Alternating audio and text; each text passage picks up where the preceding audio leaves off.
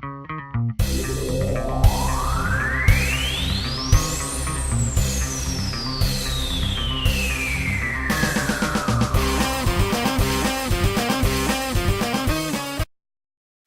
everybody, it's me, Julz Chan again. Welcome to another installment of Julz Chan's Movie Corner. Today we're going to be talking about Marvel's latest movie, Guardians of the Galaxy.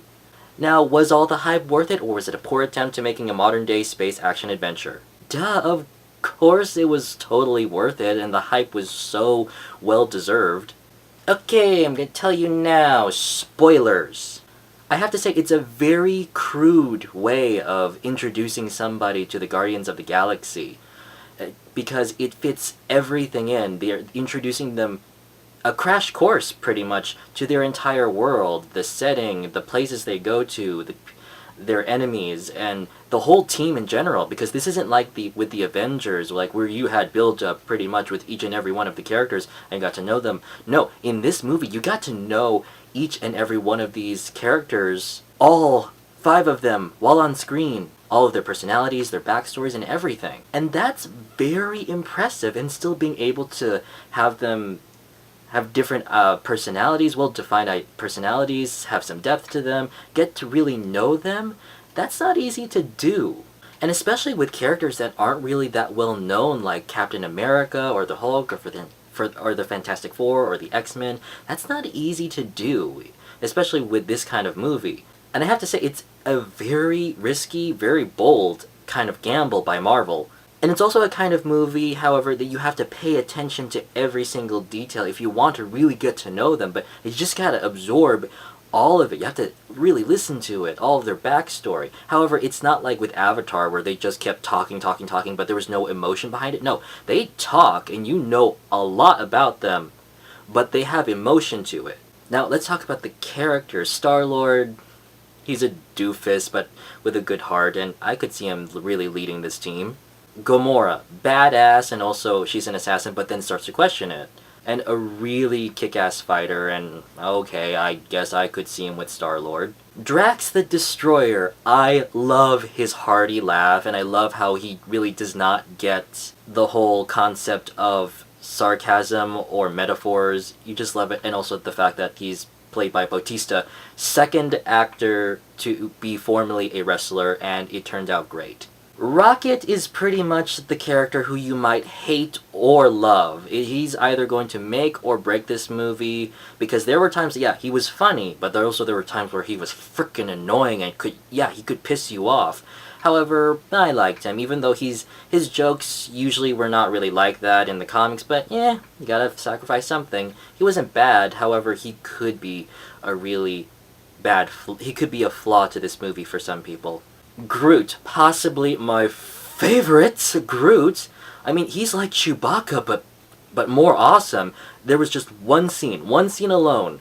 Okay, corridors and guards coming at them. Once you see that scene, your jaw might drop, because my jaw dropped, and Groot, you are my favorite one in this movie now.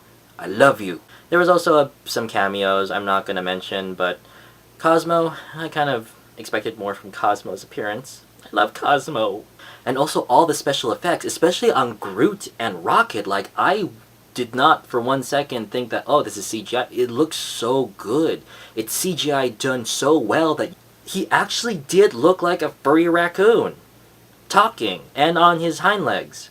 The visuals are stunning, and I really applaud the visual effects team. And of course, there's a lot of action. It's a Marvel movie. Of course, there's like tons of action, and it's awesome.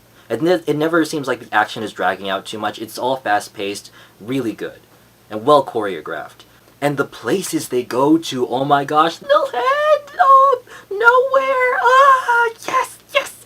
If you read the Guardians of the Galaxy comic by Brian Michael Bendis, you will know that. And also, yeah, if you like late 80s music, like, of course you're gonna like it. At first I thought it was gonna be a little bit cheesy, but then it kind of fit into the scenes, and okay, they're kind of funny, and I gotta give it credit there. And also the comedy really comes unexpectedly, and like when you think like some sort of movie cliche is gonna pop up, it's gonna be contrasted with the bits of comedy that they call out, or pretty much just the jokes come unexpectedly. There is a bit of swearing, which is kind of a flaw, I guess, but they're timed so well and so unexpected that it's forgivable. It's a forgivable flaw. Normally swearing would be a problem with me, but here it works because timing. The villains, they're just pretty much straightforward. I mean, Thanos, when I saw Thanos, I was scared as ever. However, unless you read comics, you're not going to know who Thanos is, aside from that he's like this godlike being or this villain or that purple dude at the end of the Avengers movie. But when I saw Thanos, as a comic book reader, oh shit, I am so freaking scared. If I am looking into the face of a god. Again, I have not been this freaked out since I saw Apocalypse at the end of the X-Men movie. Spoilers. But I think that the villains could have used a little bit more to them. Karen Gillan, oh my gosh, her as Nebula. They didn't turn in any bad performances. Nobody in this film did a bad performance. It's just, I wish I could see more of Nebula. Come on. And the effects on her, oh my gosh. She really did look like a cyborg. And the Accuser, the makeup, they visually look great. The Accuser, oh my gosh.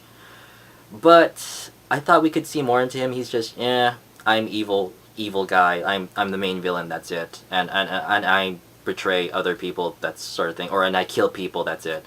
But it's not that bad of a flaw that drags it down too much. Although there is a little bit of a problem, a bit of a peeve for me, not necessarily a flaw, but an annoyance, is I was disappointed with the Nova Corps. What happened to the flying guys with the helmets and who could shoot energy beams? What are these, like, intergalactic police guys only with spaceships? Yeah, the energy net was cool, but come on, where is Nova Corps? Damn it! Where are the Novas?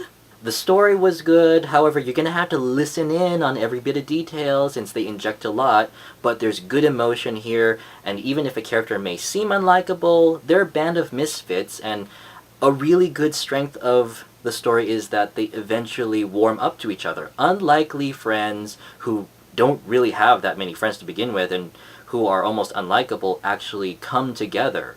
And you get to know them, get to see them, you get to see and care about them, and they become friends, and that's really cool, and it did it so much better than Justice League War. There may be a little bit of a barrier, because unless you read comic books, then you'll get everything. But for a new one, a new person coming into this is a crash course, so you might have to go through it once or twice to get everything. But if you do get everything the first try, then you're gonna love it. I love this movie. Very few things to complain about. A lot of great action, great effects, great characters, and really, really made me laugh. I would be lying if I said I did not laugh. And I really recommend this movie. I give Guardians of the Galaxy a 4.5 out of 5.